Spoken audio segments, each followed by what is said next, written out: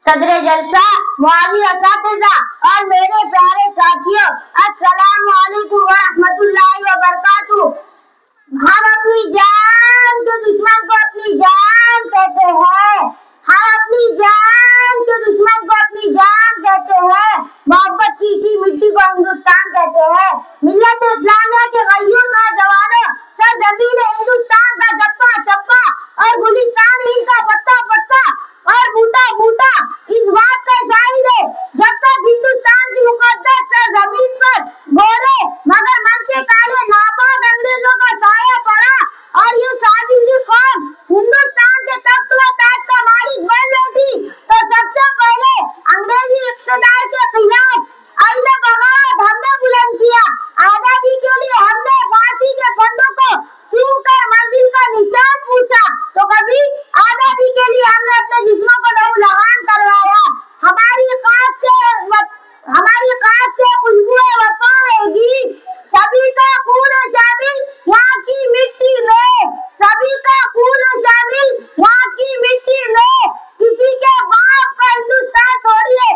दोस्तों, इस तरह सदियों की गुलामी के बाद हमारी कुर्बानी की बदौलत हमारा मुल्क हिंदुस्तान अंग्रेजी इक़्तिदार से आजाद हुआ और हमने बहुत सोच समझ कर जमहूरियत का रास्ता इख्तियार किया कि मुख्तलिफ मज़ाहिब व नजरियात के करोड़ों हिंदुस्तानी आजादी की हकीकी दौलत से सरफराज हो सके। लेकिन आजादी के बाद यूं मिले मिल्लत इस्लामिया के गय्यूर नौजवानों, आप तारीख उठाए और मुतालिया कीजिए कि आजादी के बाद मुसलमानों के साथ किस तरह का रवैया इख्तियार किया गया, जुल्म इत्तेदाद के कैसे कैसे हथियार इस्तेमाल किए गए। गुजरात के अंदर हमारे छोटे छोटे मासूम बच्चों को गाजर मूली की तरह काट कर फेंक दिया जाता है।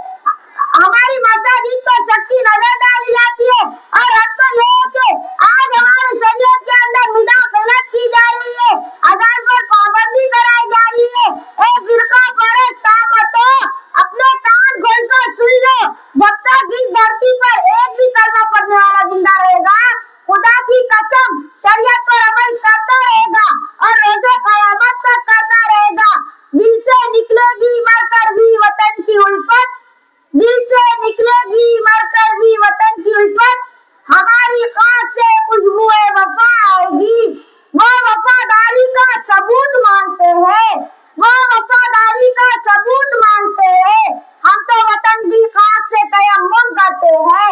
सामान्य इकराम, आज यौम जमहूरिया के इस अजीम मौके पर मैं अपने नौजवानों को एक पैगाम देना चाह रहा हूँ। नौजवानों, आप अपनी शख्सियत को समझिए और मुस्तकबिल की फिक्र कीजिए। अगर इसी तरह खौफ व गफलत में सोते रहोगे तो आने वाली नस्लें आपको कोसेगी। आज इस अजीम मौके पर ये हाथ कर उठिए, इंशाअल्लाह हम जमहूरियत में भी आगे बढ़ेंगे और सियासत में भी हिस्सा लेंगे और अपने मुल्क की हिफाजत करेंगे। गलत इल्जाम है हम पर वफादारी नहीं करते, गलत इल्जाम है हम पर वफादारी नहीं करते।